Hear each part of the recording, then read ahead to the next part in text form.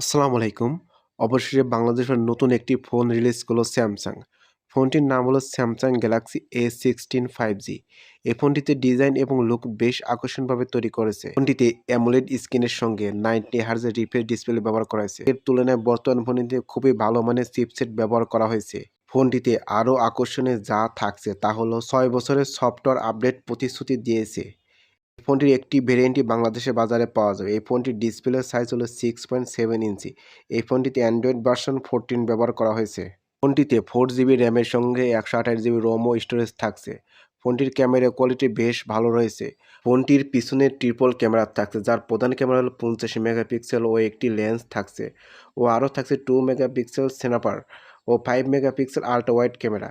ফোনটির সামনে থাকছে 13 মেগাপিক্সেল ও সঙ্গে থাকছে 2 মেগাপিক্সেল আল্ট্রা ওয়াইড ক্যামেরা।